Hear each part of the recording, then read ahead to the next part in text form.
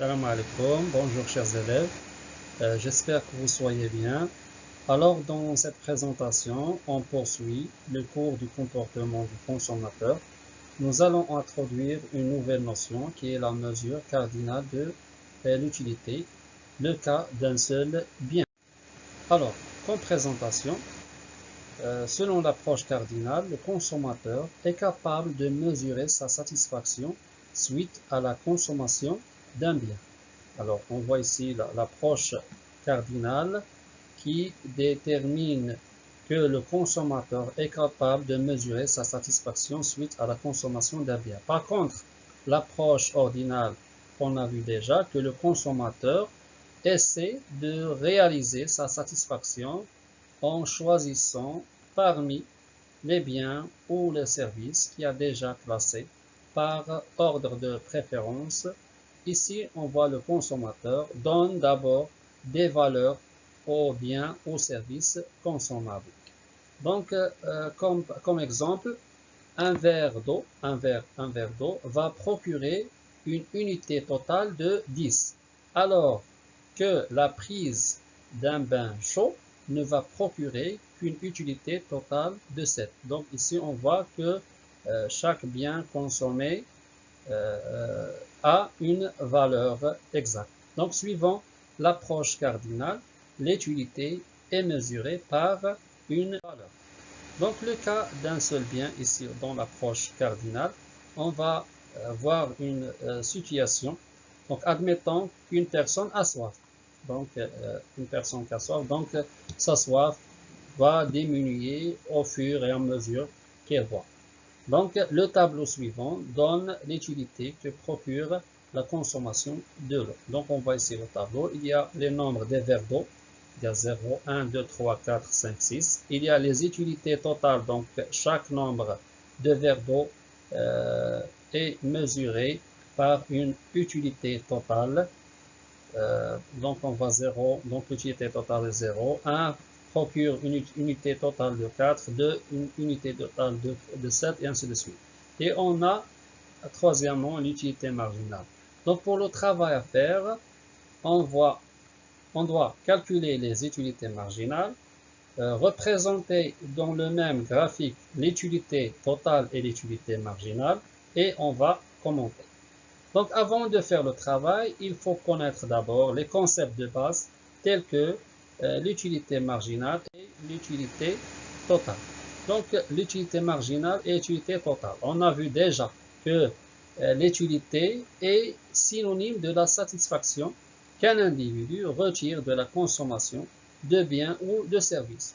Et en général, on peut définir l'utilité on peut définir dans cette approche, donc l'approche cardinale, comme un instrument de mesurer ou de calculer le degré de satisfaction. Et on a ici deux notions, l'utilité totale et l'utilité marginale.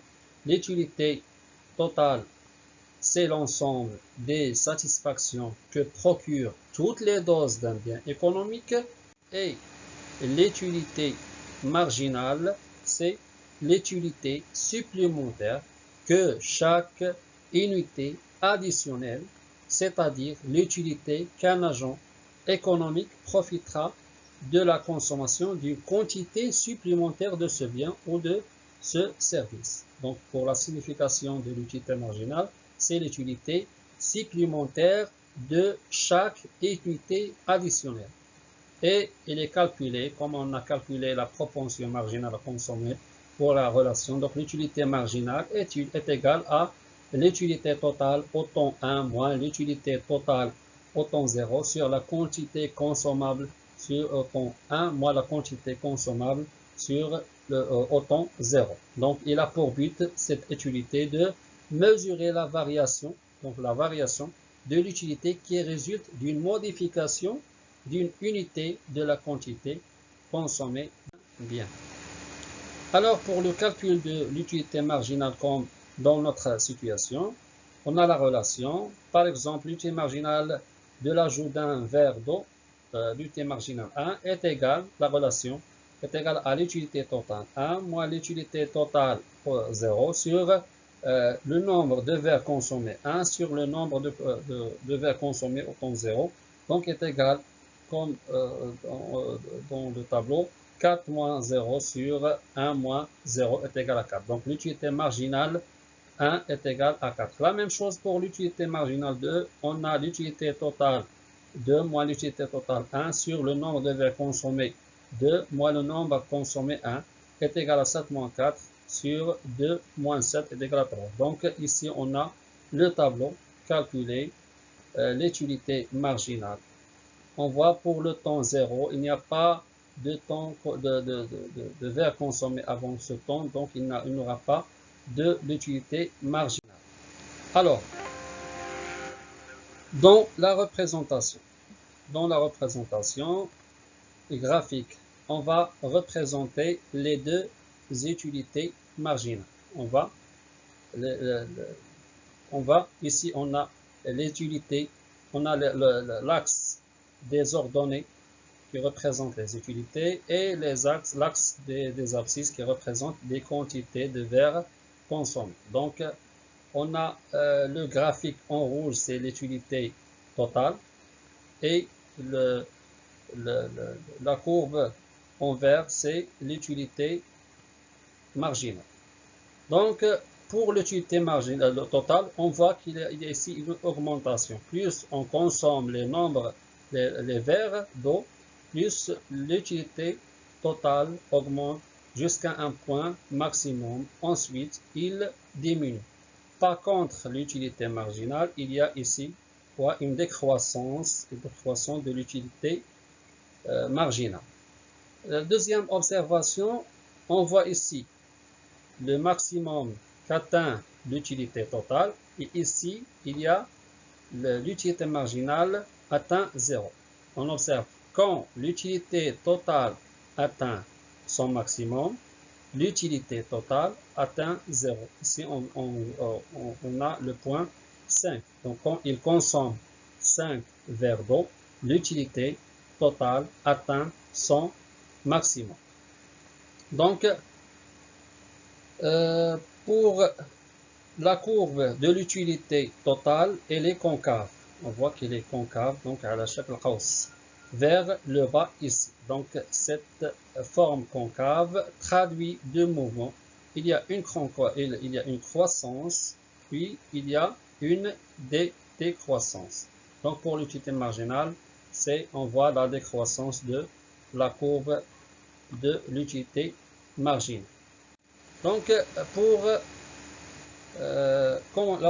pour commenter ce tableau, on a la situation montre que l'utilité marginale décroît régulièrement car avec la consommation, la satiété augmente et le besoin diminue jusqu'à la désutilité.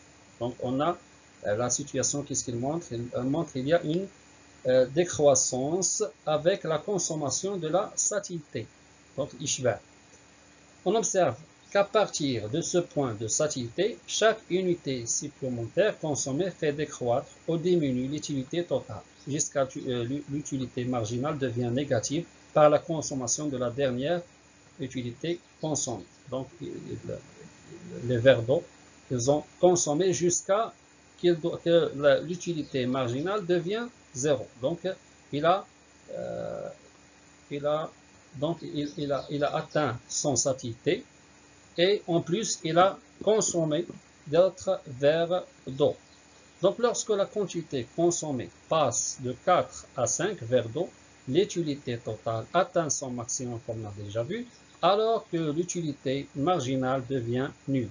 Donc la personne va consommer 5 verres d'eau au maximum, c'est le point de satiété ou le point d'équilibre, donc pour réaliser son équilibre.